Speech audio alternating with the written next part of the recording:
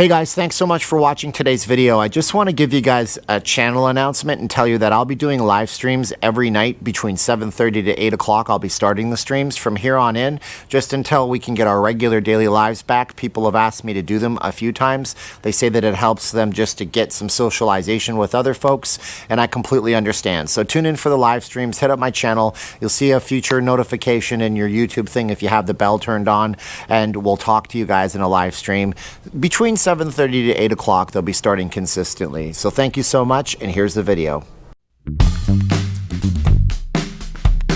The Raiders are looking for alternative sites to play their Las Vegas home games.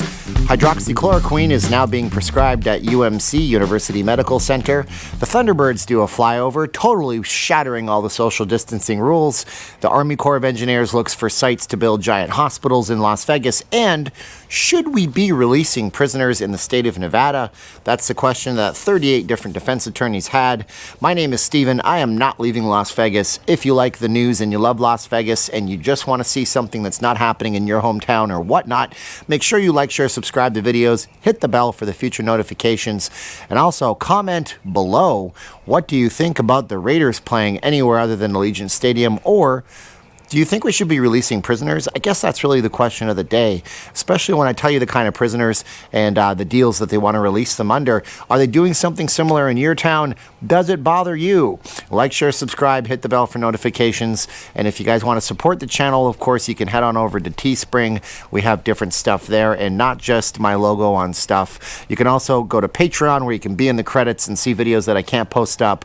I'm going to post a video about how somebody threatened to beat the living pulp out of me over there because YouTube doesn't like people talking about that kind of stuff. That was yesterday when the Thunderbirds did a flyover. Whoa, that was a weird experience. Anyways, here we go with the news. So the Raiders have said that they're looking for alternative sites to play their home games here in Las Vegas, yet they said Allegiant Stadium should be finished by July 31st. But what if it's not finished? And I think that's the big question, and there's a possibility they're doing this because a few different workers on a few different construction sites, including Allegiant Stadium and the Resorts World project, have tested positive for the CV, the horrible virus that's hurting so many people. Now, they're looking at Sam Boyd Stadium, and Sam Boyd Stadium wasn't even supposed to be used after April 25th when Monster Jam, which is a giant monster truck show, was supposed to be performing there. Now, April 25th would have been the last date. They didn't know if they were going to tear the stadium down, if they were going to sell it to somebody else. The stadium is very old. It was built in 1970, so it's, 50 years old at this point. It was renovated a few times back in 1999 and 2015. Way back in 2017, the Raiders were looking at possibly playing some home games there. They toured the facility, said it wasn't viable for any kind of home games. They decided to stay in Oakland for a few seasons and play up in the Oakland Alameda Coliseum, and now the Coliseum deal is done. Just about a month or two ago, the Raiders said no to them possibly playing there for the next season. So that's where they're looking to explore their home game options. They have other options. They could also stay in the Bay Area and play at Lvsteven Stadium and share that with the 49ers. And a couple of years back, they were looking at possibly playing some of those home games in Texas as a possibility. In San Antonio, I believe the town was. But if the stadium should be finished by July 31st, if everything's on track, then it won't really matter. Now, the commissioner of the NFL, Roger Goodell, says that they should be playing football in the fall, come heck or high water. We'll see if that goes according to plan. Would you be going to an NFL football game this fall? Would it be something that you're willing to do? You tell me in the comments below, but it's very interesting to see the idea that they might play at Sam Boyd after all. It seems like then there was a whole kind of huff and puff and conversation with the Raiders back all those years ago that didn't really matter. Sam Boyd Stadium, for the record, is one of the smallest collegiate stadiums in the NCAA. It only seats 40,000 people when it's fully expanded. It's really not made for broadcasts of big, huge Monday Night Football style games. It will be a definite challenge for them to be able to do it. But hey, at the end of the day, they want to play in Las Vegas. They're committed to play in Las Vegas, so let's give them credit for being committed to play here. Next up, we have UMC, which is known as the Universal Medical Center here. University Medical Center. I guess it is universal for everybody. There's a doctor whose name I can't pronounce, so I'm going to call him Dr. Thomas Z, and I'm going to put his name up here so as to not disrespect his last name. It's a very, very hard name to pronounce. Now, the state has issued two different edicts. The first one was the governor, Steve Sisolak, saying that hydroxychloroquine was something that shouldn't be prescribed to people because it wasn't tested, it wasn't proven, and it wasn't a treatment or a therapeutic. The FDA, in the meantime, actually did give it off-labeling use. Off-label uses are simple. If you have a drug that does one thing and it does work for another thing, they say you can prescribe it for the other thing so we don't have to develop new drugs for it. Off-label use. They did give that permission to be used in extreme circumstances. Sisolak said, we will have to stop this because doctors might hoard it. That was his excuse. But now Dr. Thomas Z says that, you know what, we have patients that are coming in here that are in ICU that will get better to a certain point. We can send them home, free up the ICU bed, and we don't want them to have to come back. So they're going to be prescribing this to people in those cases. He says it's the most promising thing that we have right now. It's showing in studies to be working in some types of people, and you have to also remember some drugs work better in some type of people than others. It's just that some people are non-responders, some people are hyper-responders, and if you guys are worried about side effects, just remember this. My wife can't take any kind of aspirin or Advil, and that's a drug that is available everywhere, so everybody has side effects to drugs. Let's hope that this works for people and that the ones it works for, it is a lifesaver, game changer. At least he says it gives them a fighting chance, so I gotta be open to the fact that they did change the rules here a little bit and say, well, that's good for them, and hopefully everybody is going to get through this safely. The Thunderbirds yesterday did a flyover. I was right by the Silverton when it happened. I'm looking around going, why are all these people parked in this giant dirt field? So here's a bunch of people parked in a giant dirt field. I asked somebody and they say the Thunderbirds are doing a flyover. Well, a couple of things to point out. It was pretty cool. People were all gathered in a big group. There was no social distancing happening. And oh my goodness, it was weird to see. Now, the Thunderbirds did this to honor the people who are fighting all of this on the front lines, meaning hospital workers, police officers that put themselves out on the line every day to talk to people in the line of duty and don't have the proper protective gear. And it was an interesting thing to see. We saw a little bit of it. I tried to live stream it. It just didn't work out. So here's some archival footage from a different news channel of how that looked. And it was very nice for the United States Air Force Thunderbirds to do that. They are the Air Force, right? I didn't get that wrong in the video. I would imagine they were, since they fly. The Army Corps of Engineers has been looking at sites to do triage hospitals on a large scale in both Nevada, Las Vegas, and Reno. And in Las Vegas, I don't know about Reno, they looked at the Las Vegas Convention Center to build a 900-room field hospital. I say triage, I think the term is field. They're looking at the convention center if they needed overflow for the hospital system out here. So I guess those big conventions that come into town, they are doing something positive, whereas the convention center has 1 million square feet of space here in Las Vegas. It's where I did a live stream from the CES show. The convention center is interesting because if you've never been in one, you don't know that what they have is kind of like the gymnasium at a lot of high school and middle school gyms, where they have giant separators that can be set up and put down, and thereby configuring the entire convention center as a different type of space. So if they needed a little bit of space for one type of patient and a lot of space for another one, they can put those dividers into place. It wouldn't exactly be airtight like hospital wards are, but it would be a giant open space that they can move any kind of equipment into. The convention center is huge.